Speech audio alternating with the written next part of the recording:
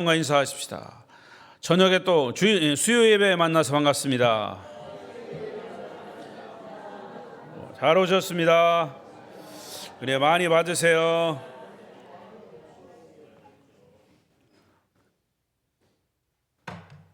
입춘이 지났는데도 추위가 겨울 추위 계속되고 있습니다. 추위에도 불구하고 수요 예배 나오신 여러분을 정말로 사랑하고 축복합니다. 오늘 비대면 영상으로 예배하시는 분들 중에도 함께 하시기를 바랍니다. 로마서를 수요일에 같이 공부하고 있습니다. 오늘 말씀의 주제는 시작, 다시 들어야 할 복음. 다시 들어야 할 복음. 이 로마서 주제를 딱 한마디로 요약하면 1장 1절에서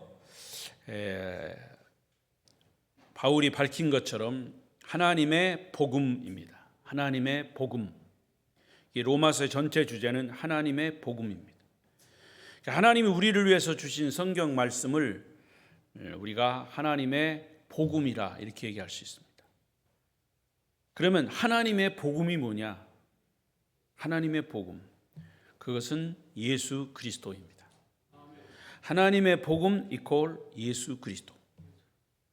그래서 사도 바울이 하나님의 복음이라고 하는 말을 로마서 1장 1절부터 서두에서 사용한 이유가 있습니다. 그것은 하나님께서 우리 인간을 죄에서 구원하시기 위해서 창세 때부터 계획 세우셨기 때문에 그러므로 복음은 하나님께로부터 온 것이다. 복음은 하나님이 계획 세워서 우리 인간을 구원하시기 위한 플레인.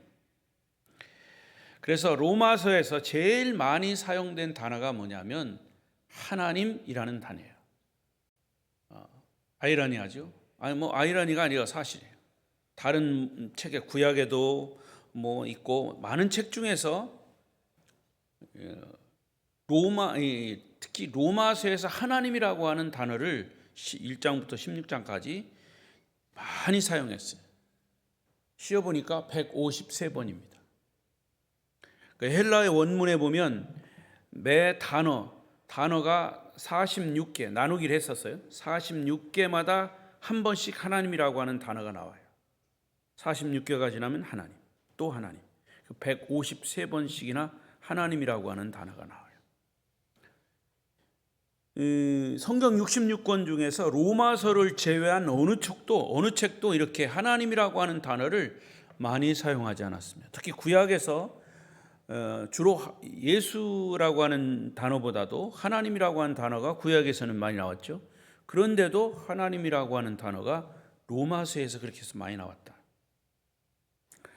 그러니까 이 복음을 아주 체계적으로 가르치고 있는 로마서에서 하나님이라고 하는 이름이 파격적으로 많이 사용된 이유는 역시 복음은 하나님께로부터 나온 것이다. 그것을 알려주고자 바울이 로마서를 쓸 때 하나님이라고 하는 단어를 많이 썼습니다. 결국 복음을 이해하려면 우리의 마음이 하나님을 향해 있어야 합니다. 우리의 눈과 귀가 하나님을 향해 열려 있어야 됩니다. 하나님 중심이어야 됩니다. 그래서 시편 73편 28절에 이런 말씀이 있어요. 시작. 하나님께 가까이함이 내게 복이라. 내가 주 여호와를 나의 피난처로 삼아 주의 모든 행적을 전파하리다. 여러분 복 하는데 이 시편 기자가 복을 얘기할 때는 하나님을 가까이 하는 게 복이다 그랬어요. 하나님을 가까이 하는 것이, 하나님을 가까이 하시기를 바랍니다. 네. 목사님, 그건 당연하지 않아요? 당연하지 않아요. 어떤 사람은 하나님을 자꾸 멀리하는 사람이 있어요. 그 멀리하는 이유는 두려운 이유도 있지만 왜 두렵냐? 자기가 한 짓거리가 있으니까 벌 받을까 봐. 그거는 하나님을 믿지 않는 사람도 마찬가지. 그러니까 여러분 믿는 사람은 하나님을 가까이 하셔야 합니다. 자, 이 사실을 또 로마서에서 잘 나타난 부분이 있어요. 로마서 11장 33절 시작. 깊도다 하나님의 지혜와 지식의 풍성함이여 그의 판단은 헤아리지 못할 것이며 그의 길은 찾지 못할 것이다. 하나님은 헤아려도 끝이 없는 분이. 우리가 인간의 지식과 경험을 가지고 하나님을 찾는다는 것은 이건 어불성설이에요. 그러니까 반대로 하나님의 지혜, 하나님의 지식은 이거는 너무 깊기 때문에 함부로 우리가 하나님을 말할 수 없는 거죠. 왜 나 같은 사람을 구원하시는지, 왜 나 같은 죄인을 위해서 당신의 아들 독생자를 십자가에 못 박아 죽게 하셨는지, 이것만 생각해도, 아무리 생각하고 고민하고 연구하고 해도 그 하나님의 깊은 뜻을 우리는 헤아릴 수가 없어요. 그리고 로마서 16장 27절, 그래서 마지막 절이죠. 16장 마지막 절, 로마서의 마지막 절 시작. 지혜로우신 하나님께 예수 그리스도로 말미암아 영광이 세세 무궁하도록 있을지어다. 할렐루야. 이게 바울의 결론은 뭐냐? 뭐 여러 가지를 얘기했지만 바울이 할 수 있는 것은 오직 하나님께 영광이에요. 예수 그리스도로 말미암아 하나님께 영광. 할렐루야. 그러니까 예수 그리스도라고 하는 이 복음이 하나님의 인간을 사랑하시는 뜨거운 마음, 거기에서 나온 하나님의 은혜인 것을 알면 누구나 바울처럼 이것저것 따지지 말고 두 손 들고 하나님께 영광을 돌리는 것밖에 없는 거죠. 자, 로마서 1장 1절부터 17절까지 역시 자세히 보면 복음이라고 하는 단어가 또 반복적으로 나옵니다. 복음. 그 중에서 더 관심을 끄는 구절이 15절이에요. 1장 15절 시작. 그러므로 나는 할 수 있는 대로 로마에 있는 너희에게도 복음 전하기를 원하노라. 이 말씀을 유심히 보시면 복음은 원래 믿지 않는 사람에게 전하는 것이 상식이죠. 그런데 바울은 이미 복음을 받아들인 로마 교회 성도들, 나는 할 수 있는 대로 로마에 있는 너희에게도, 여기서 로마에 있는 너희는 누구냐? 로마 교회 성도들을 말하는 거예요. 그들에게 복음을 전하기를 원한다. 왜? 이미 복음을 알고 있는 사람들에게 다시 또 복음을 전하기를 원한다고 했을까? 불신자가 아닌 신자들에게 또 복음을 계속 전하고자 했다는 것이죠. 자, 그러면 이미 우리는 1장 6절에서 보면 로마 교인들이 어떤 사람들인가를 알 수가 있어요. 시작. 너희도 그들 중에서 예수 그리스도의 것으로 부르심을 받은 자들아. 로마에 있는 성도들을 뭐라고 그랬어요? 예수 그리스도의 것, 그리스도의 종으로 부름받은 사람들, 이미 예수를 믿고 있는 사람들이에요. 그런 사람들에게 또 복음을 전한다. 또 7절에는 이렇게 표현했어요.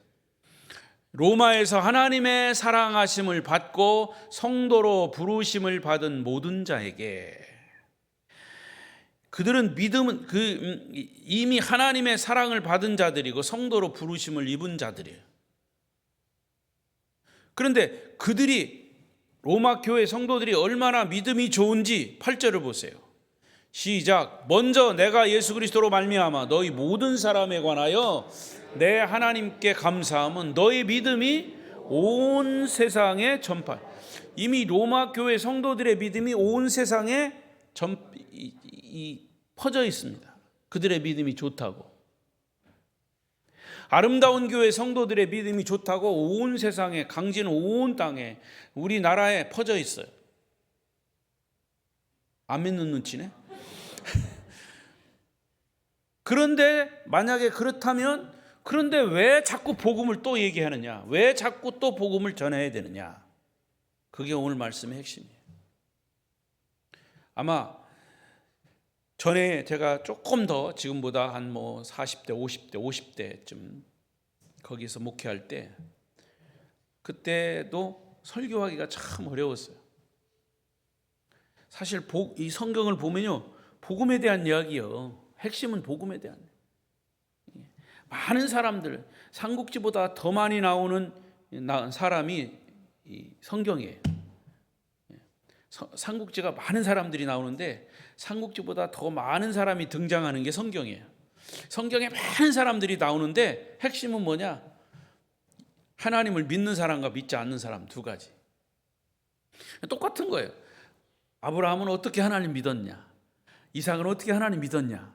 야곱은 어떻게 하나님 믿었냐? 다 그런 거예요. 신약에서도 뭐 다. 믿음의 방법과 형태만 다르지 핵심은 딱 하나예요. 복음이에요. 그래서 설교를 막 하다 보면 지난 얘기 또 나오고 어떤 때는 예와도 똑같은 얘기 나오고 반복돼요. 그러면 틀림없이 내가 이제 딱 눈치를 채죠. 아, 소리가 나오겠구나. 그러면 아니나 다를까? 목사님 그거요 옛날에 했던 설교예요. 그런 얘기 또 나와요. 그러면 그게 가장 제가 힘들었어요. 힘들었어요. 근데 나중에 이제 나이 먹고 또 목회를 하다 보니까 그게 중요하잖아요. 똑같은 설교를 10번 그 자리에서 10주간 동안 똑같은 설교를 해도 똑같은 얘기예요. 중요한 것은 설교를 많이 하느냐가 중요한 게 아니라 그 설교를 한 번 들어도 그 말씀 복음에 대해 사람들이 접하느냐 이거. 예수 그리스도를 만났느냐. 그래서 목사는 예수 그리스도를 만나기 위해서 계속 복음을 얘기하는 거예요. 복음으로 충만한 교회, 복음으로 거듭나는 교회. 아멘. 네, 그거밖에 없는 거죠. 100번 설교를 해도 뒤에서 뭐 똑같은 설교 이딴 소리는 하면 그 사람은 예수가 없는 소리야. 그렇게 자기가 비판하고 판단. 나는 그렇게밖에 생각할 수가 없어. 그러니까 여러분 100번 설교를 듣고 10번 설교를 들어도 여러분 복음으로 충만하시기 바랍니다. 예수 그리스도를 인격적으로 만나시기를 바랍니다. 그러니까 이 로마 교회 성도들도 믿음이 온 세상에 전파되어서 그들이 소문이 난 거예요. 믿음이 좋다고. 이런 믿음이 좋고 신앙생활 잘하는 교인들에게 왜 또 복음을 전하고 싶어 했는지 이게 바울의 의도다 그 말이에요. 본문 10절부터 15절까지 자세히 보면 그 이유가 나오고 있어요. 바울은 사실은 로마에 가고 싶어서 모든 길은 로마로. 그 당시에는 로마가 세계를 제패하고 있을 때 바울이 볼 때도 로마로 가면 빨리 복음이 세계에 전파되겠다 이런 것을 알고 있었어요. 그래서 기회만 있으면 로마로 가고 싶다는 얘기를 했습니다. 5절을 보십시오. 5절. 5절에 보면 그러므로 나는 할 수 있는 대로 로마에 있는 너희에게도 복음 전하기를 원한다. 할 수 있는 대로 무슨 수를 써더라도 그 말이에요. 로마에 있는 성도들에게 가서 복음을 전하고 싶다는 바울의 심정이 그대로 나왔어요. 이상한 일이에요. 왜 그렇게 로마에 있는 교인들에게 복음을 전하려고 했는지.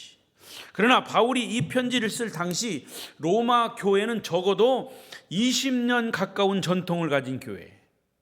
아마 그 연수로 말하면 우리 교회하고 비슷해. 그 당시에 20년. 이미 로마 교회 안에는 첫 믿음의 사랑, 순수성, 열정 이런 것들이 있었는데 20여 년이 지나면서 그런 것들을 잃어버렸다는 거죠. 첫사랑을 가졌던 처음 복음을 접했던 그런 열정, 순수성, 믿음에 대한 사랑 이런 것을 잃어버렸다는 거죠. 그래서 그 근거가 뭐냐? 1장 맞아요. 13장인가요?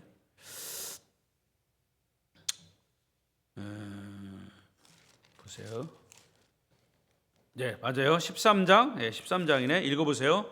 13절부터 시작. 낮에와 같이 단정히 행하고 방탕하거나 술 취하지 말며 음란하거나 오색하지 말며 다투거나 시기하지 않고 또 오직 주 예수 그리스도로 옷 입고 정욕을 위하여 육신의 일을 도모하지 말라.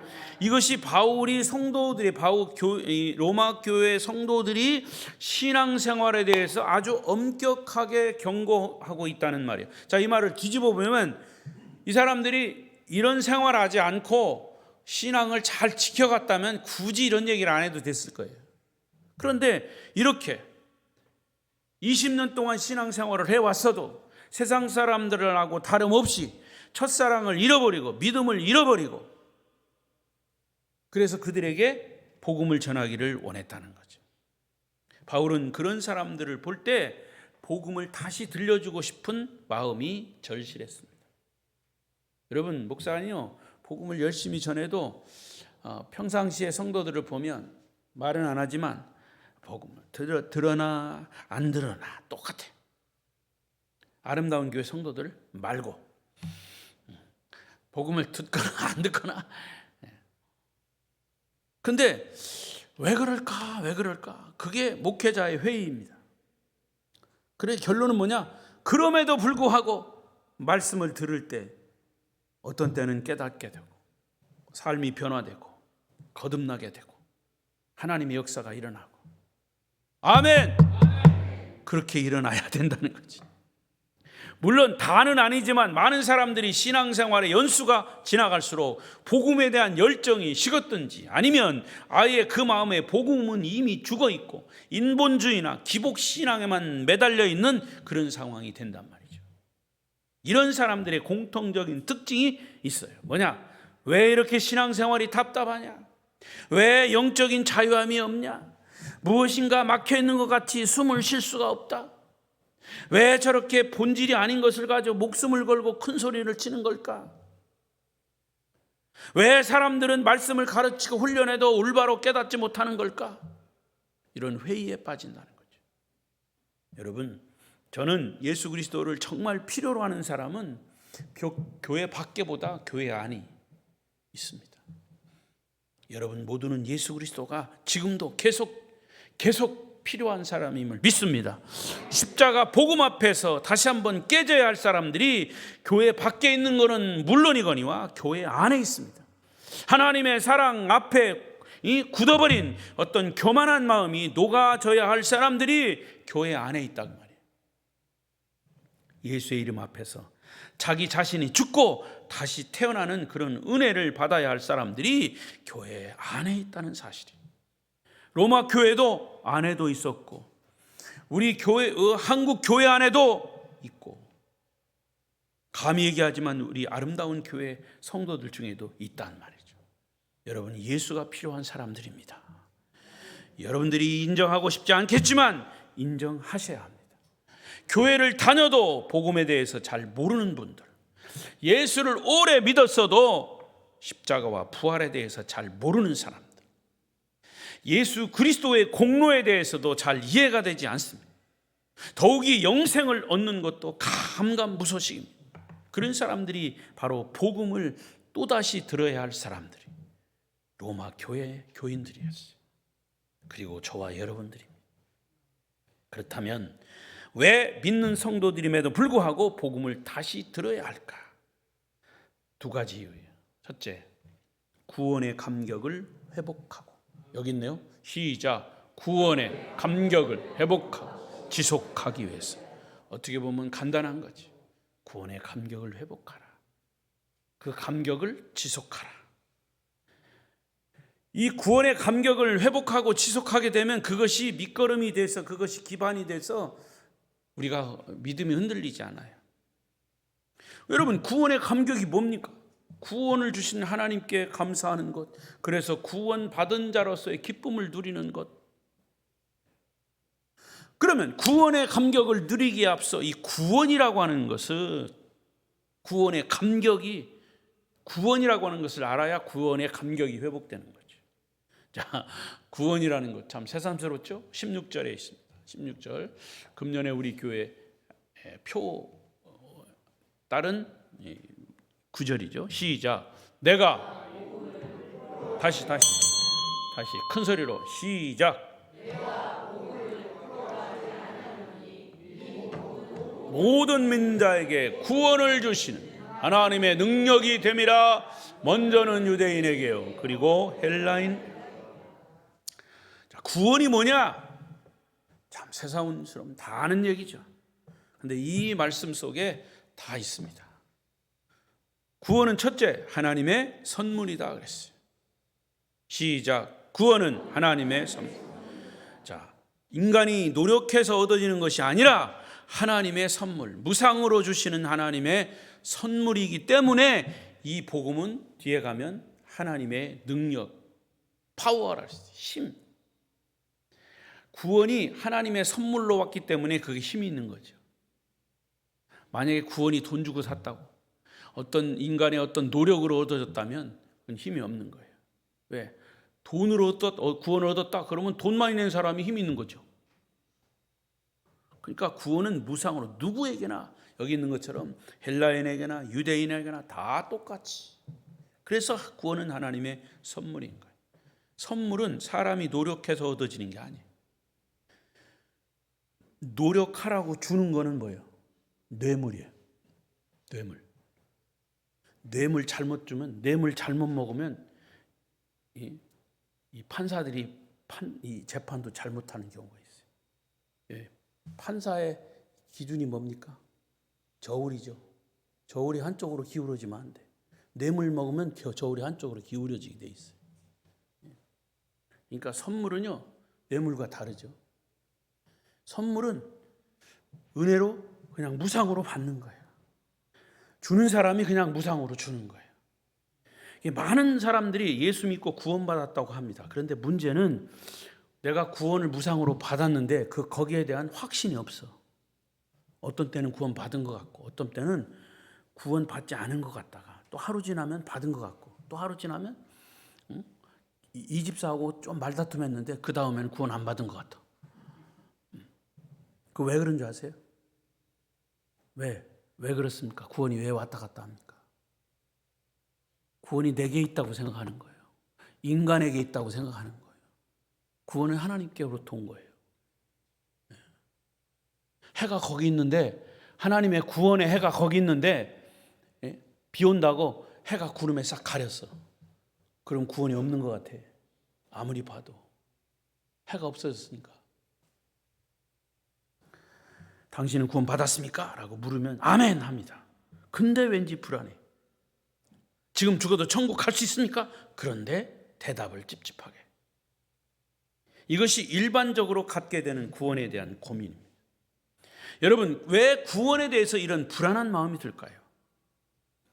그 이유를 보면 이 16절에 나타난 대로 구원에 대한 정의가 정확하게 이해하지 못하기 때문에. 생각해 보세요. 착한 일을 했다고, 구제를 했다고, 교회에서 열심히 했다고, 헌금 많이 했다고 얻어지는 것이 구원? 그게 그런 구원이 안전하겠습니까? 그렇게 열심히 봉사하고 헌신하는 것은 내가 구원받은 것이 감격스러워서 하는 거지요. 감사하기 때문에 하는 거죠. 자꾸 거꾸로 가면 안 된단 말이죠. 사람이 교회를 위해서 열심히 일한다고 구원받은 것이 아니라, 진정한 구원은 인간 밖에서 와야 되는 거예요. 인간이 인간을 구원할 수 없어요. 죄인이 죄인을 구원할 수 없는 거예요. 구원은 하나님께로부터 와야 돼요. 그런데 많은 사람들이 구원은 하나님께로부터 오는 것임을 믿으면서도 동시에 내가 노력해서 얻은 것이라고 하는 이중적인 생각을 한 거예요. 여기에 구원의 불안함이 있는 겁니다. 그래서 16절에서 이 복음은 모든 믿는 자에게 구원을 주시는 하나님의 능력이라. 구원을 주시는 분이 누구요? 하나님이래요. 아무 공로 없는 우리가 구원받은 것 자체가 이게 하나님의 파워란 말이죠. 하나님의 능력이라는 거죠. 힘인 거예요. 그래서 구원에 대한 이해를 제가 몇 번 얘기했는데 다시 한번 이해하기 쉽게. 자, 사람이 노력해서 얻어지는 것이 촛불이에요. 촛불. 그리고 하나님이 주시는 구원은 태양빛이죠. 여러분, 우리는 촛불 앞에 서 있으면 그 촛불이 언제 꺼질까 불안합니다. 그리고 촛불은 모든 것을 다 비출 수는 없어요. 고기밖에 못 비춰. 인간의 노력으로 얻은 구원은 촛불처럼 꺼질까 봐 언제나 불안하고, 지금은 내가 선하고 착한 것 같아도 1시간 후에, 하루 지나면 어떻게 바뀔지 몰라. 입김으로도 촛불은 금방 꺼져버리듯이 우리가 어떤 작은 고난이 오면 인간의 노력으로 얻은 구원은 그냥 싹 사라지는 거예요. 그러나 우리가 태양 앞에 서 있으면 불안하지 않아요. 아무리 오래 서 있어도, 비가 오고 바람이 불고 눈보라가 쳐도 태양빛은 꺼지지 않는 거예요. 거기 있는 거예요. 단지 구름에 가렸을 뿐이고 비바람에 가렸을 뿐이죠. 그리고 태양빛은 모든 만물을 다 골고루 비춥니다. 겨울같이 정말 추운 날에는 태양빛을 강하게 받으면 오히려 따뜻해요. 추운 날씨 같은 심한 고난이 막 태풍으로 몰아칠 때도 태양빛 같은 구원의 감격을 누리면 마음의 따뜻함은 물론 그 태양빛은 기쁨과 위로가 되는 거죠. 이게 바로 구원이라는 겁니다. 에베소 2장 8절 9절에 바울은 하나님이 주시는 구원을 이렇게 정확하게 설명을 했어요. 시작. 너희는 그 은혜에 의하여 믿음으로 말미암아 구원을 받았으니 이것은 너희에게서 난 것이 아니요 하나님의 선물이라. 행위에서 난 것이 아니니 이는 누구든지 자랑하지 못하게 함이라. 그렇지. 얼마나 정확하게 했는지 몰라. 하나님의 선물이기 때문에 선물 받은 사람은 자랑할 수 있죠. 자랑할 수 있지만 그러나 우리가 무상으로 받은 그런 구원은 누구도 자랑할 수 없는 거죠. 아니 똑같이 다 받았으니까. 모두가 이런 고백을 할 수 있다면 불안한 구원은 다 사라지는 거예요. 구원은 사람에게서 난 것이 아니라 사람이 만든 것도 아니라 교회 열심히 다닌다고 해서 구원이 보장되는 것이 아니라 무조건 하나님의 선물이기 때문이죠. 하나님이 공짜로 주신 거예요. 그래서 구원받은 자는 감격이 있고 감사가 있고 눈물이 있는 거예요.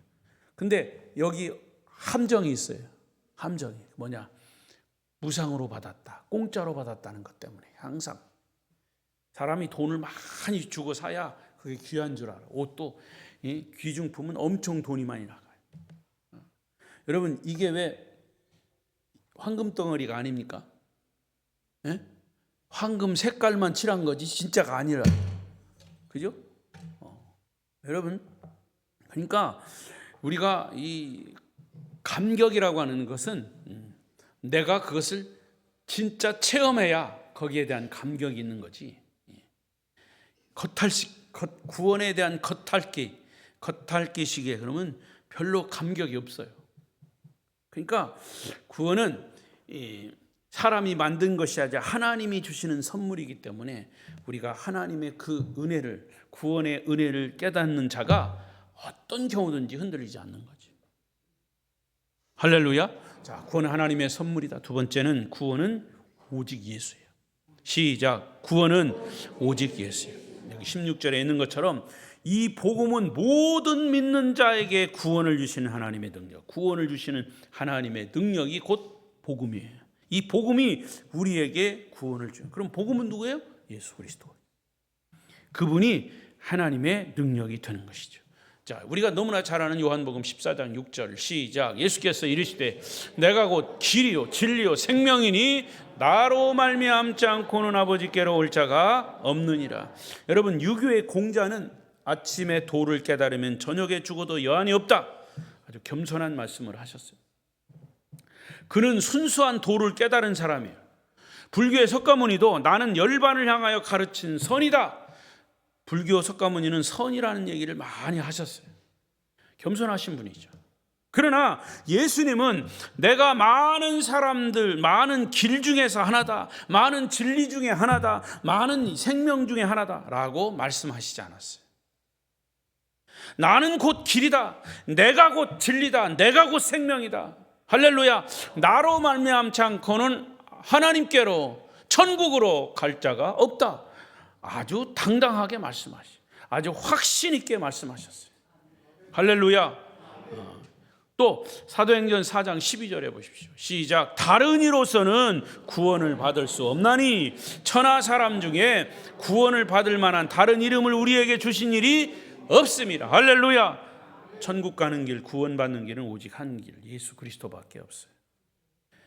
여러분 비행기 여행할 때 비행기 안에서 비행기를 타고 가는데 비행기 안에서 좀 빨리 가고 싶다고 비행기 안에서 저 앞에서 저 끝까지 막 달리기. 왜? 빨리 가자고. 참 여러분 웃긴다고 여러분 아무 반응이 없는데 만약에 그렇게 빨리 가고 싶다고 비행기 안에서 달려가는 사람 보고 뭐라 그래요? 정신 나간 사람이라고 그러는 거예요. 비행기 안에 그냥 가만 앉아 있으면 비행기가 나를 목적지까지 실어다 주는 거예요. 내가 예수 안에 있으면 예수님이 나를 천국으로 태워 가십니다. 아멘. 구원은 예수 그리스도와 함께 사는 거죠. 그런데 요즘처럼 다원주의 사회나 모든 것이 상대화된 사회는 항의합니다. 왜 예수만 절대라고 하느냐? 그런 독선이 어디 있느냐? 기독교를 공격합니다. 그렇게 믿는 것 불편해합니다. 여러분, 태양이 하나라서 불편합니까? 태양이 두 개라서 여러분 불만이십니까? 태양은 하나인 것이죠. 나를 낳으신 부모님도 한 분이시, 천국 가는 길도 하나예요. 하나님도 한 분이시요, 진리는 하나예요. 그분이 구원자 예수 그리스도이심을 믿습니다. 오직 only Jesus, 오직 예수예요. 그 다음에 세 번째, 구원은 믿는 자에게만 주십니다. 시작. 그래서 예수님을 구세주로 믿어야 돼요. 여기 16절에 역시 이 복음은 모든 믿는 자들에게, 믿는 자에게, 믿는 자는 누구를 믿어요? 복음을 믿는 자, 예수를 마음속에 영접한 자. 그래서 예수를 마음속에 영접하면 뭐가 된다고 그랬어요? 신분이 바뀌어요. 요한복음 1장 12절 시작. 영접하는 자 곧 그 이름을 믿는 자들에게는 하나님의 자녀가 되는 권세. 예수를 영접하는 자, 예수와 함께하는 자, 하나님의 자녀로서의 신분을 바꿔주는 거예요. 여러분, 이 말씀에 근거한다면 여러분은 다 구원을 받았습니까? 아니면 못 받았습니까? 구원은 자기 감정에 따라 좌우되는 것이 아니에요. 교회 예배는 자기 감정에 따라서 올 수도 있고 안 올 수도 있어요. 그러나 구원은 내 감정에 따라 좌우되는 게 아닙니다. 철저하게 하나님의 도움으로 받는 거예요. 그러니까 예수를 믿고 구세주로 영접하는 것은 누가 해야 된다? 내가 해야 되는 거지. 그때 하나님이 우리에게 하나님의 자녀되는 권세를 주시는 거예요. 그러므로 여러분이 만약 예수를 영접하고 믿었다면 하나님의 자녀가 되는 권세는 이미 주어진 거예요. 따라서 여러분이 구원받은 것을 어떻게 알 수 있습니까? 요한복음 1장 12절에 근거해서 나는 구원받은 게 분명합니다. 나는 예수를 영접하고 하나님의 자녀가 되었습니다. 이런 확신이 있으면 우리는 구원받은 자예요. 그래서 요한복음 5장 24절에 이런 말씀이 있어요. 시작. 내가 진실로 너희에게 이르노니 내 말을 듣고 또 나 보낸 이를 믿는 자는 영생을 얻었고 심판에 이르지 아니하나니 사망에서 생명으로 옮겼느니라. 할렐루야. 예수님 영접하고 어린아이처럼 믿는 자들에게 구원이 있는 거죠. 구원은 영생을 얻는 것이고 지옥의 심판을 면하는 것입니다.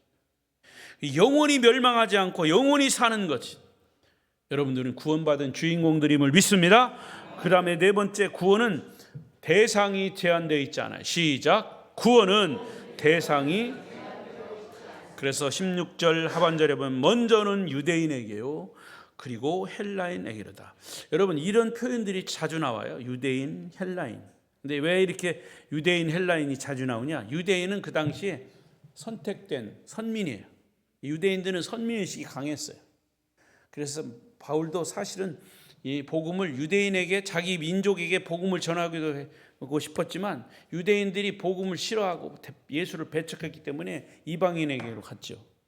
그래서 이방인을 대표하는 사람들이 누구냐? 헬라인이에요. 그래서 선민인 유대인, 그리고 헬라인, 이방인. 그러니까 저와 여러분은 유대인이다, 이방인이다? 당연히 이방인이죠. 그래서 여기 유대인이요, 먼저는 유대인이요 그리고 헬라인에게라는 말은 모든 사람을 다 지칭하는 거예요. 선택받은 유대인들 외에 모든 이 세계 사람들은 이방인. 그래서 구원의 대상은 제한이 없는 거죠. 유대인도 헬라인도 똑같이 구원받을 대상이란 말이죠. 남자도 여자도 어린이도 어른도 인종도 피부 색깔 상관없이 구원은 똑같이 임한다는 뜻이죠. 누구든지 예수를 믿는 자는 구원을 얻는 것이죠. 모든 인류를 위한 구원, 저와 여러분을 위한 구원일 때 그것이 진짜 구원인 거죠. 사도행전 2장 17절 보십시오. 시작. 하나님이 말씀하시길 말세 내가 내 영을 모든 육체에 부어주리니 너희의 자녀들은 예언할 것이요 너희 젊은이들은 환상을 보고 너희 늙은이들은 꿈을 꾸리라. 여기 말세 내가 내 영을 모든 육체에 부어주리니 누구도 제한 없이 구별 없이 구원에 이를 수 있다는 말씀. 이와 같이 복음을 다시 들으면 구원에 대한 감격이 회복되고 그 감격을 지속할 수가 있습니다. 할렐루야. 자, 그러면 여러분에게 구원의 감격이 있으십니까?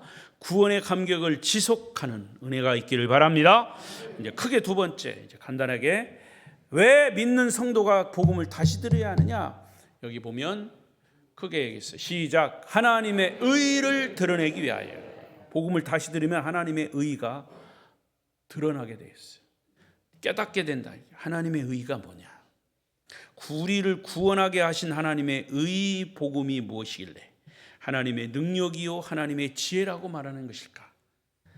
복음이 어떻게 값없이 우리에게로 하여금 하나님의 자녀 되게 하고 구원 얻게 하느냐?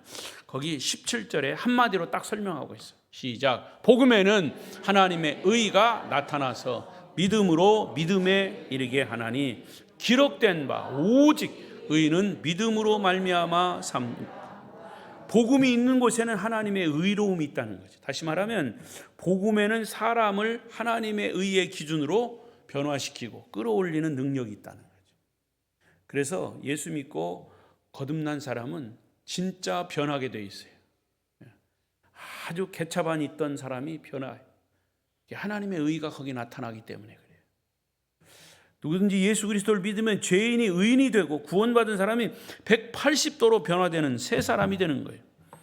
율법의 선한 행위로 의롭다고 인정받는 것과는 오히려 반대로 예수 그리스도를 믿음으로 인정받는 특별한 의가 하나님의 의인 거죠. 예수님의 십자가 보혈 부활을 통해서 하나님의 의가 나타나 죄인이 의롭게 되고 하나님의 자녀가 되는 놀라운 복음의 능력이 하나님의 의로움 속에 감추어져 있는 거죠. 그런데 그 다음 말이 중요해요.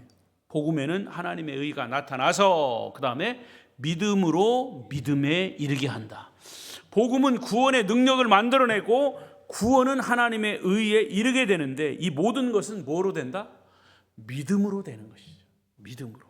그래서 17절 하반절의 말씀에 이 말씀은 하반절은 여기 뭐라고 그랬어요?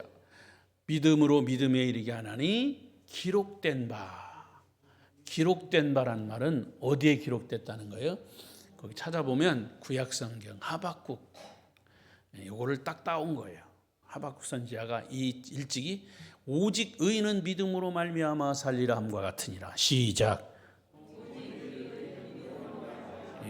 여기에 하박국 선지자가 이 말씀을 이 사도 바울이 딱 따와 가지고 거기다 쓴 거예요. 여러분, 이 로마서 1장 17절은 마르틴 루터가 종교 개혁을 할 때 이 로마서 1장 17절 오직 믿음으로 오직 의인은 믿음으로 이 말씀 가지고 깨닫고 이 캐톨릭 부패한 캐톨릭에서 가짜 종교, 잘못된 신앙, 전통적인 신앙, 형식적인 신앙, 의식적인 신앙 이것을 한마디로 그냥 박살낸 거예요.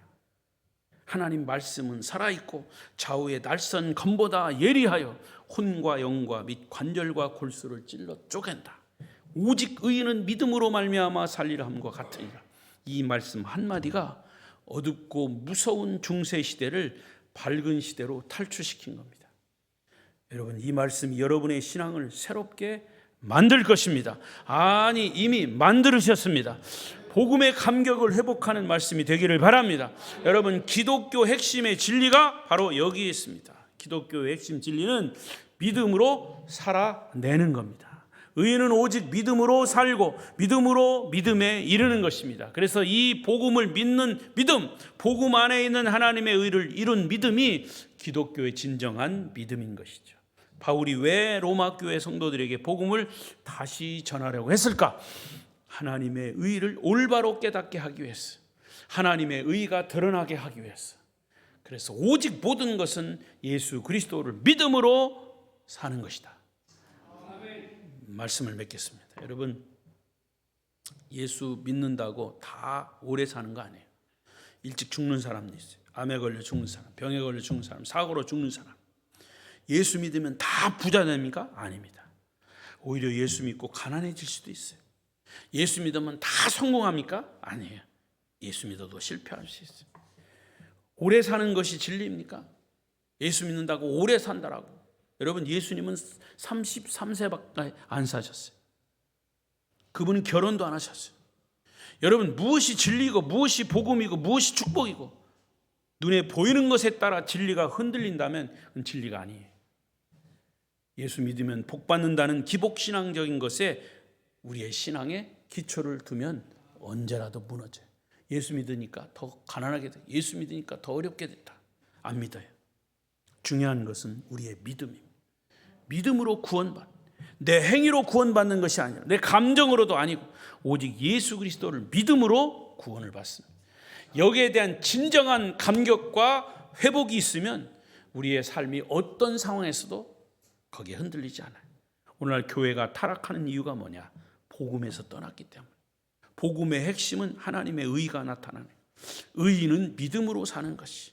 더 쉽게 말하면 복음은 나는 죽고 예수로 사는 거예요. 시작. 복음은 나는 죽고 예수로 사는 것이다. 한 번 더. 시작.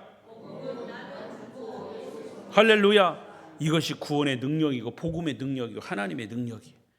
예수를 만난 사람은 삶이 바뀌어요. 복음은 나라와 민족과 역사를 바꾸는 것이죠. 이 복음의 능력이 여러분에게 체험되기를 바랍니다. 복음을 교리로 듣지 말고 주의 음성으로 들으시. 그래서 여러분 모두가 진짜 예수 믿고 변화되었다는 사실을 여러분 스스로가 간증자가 되시기를 바랍니다. 우리 아름다운 게 모든 성도들은 복음이신 예수 그리스도, 그분과 온전히 연합하여 하나가 되었어. 이 땅에 사는 동안 이 땅에서 천국을 경험하게 되시기를 바랍니다. 천국을 경험하게 되시기를 바랍니다. 기도하십시오.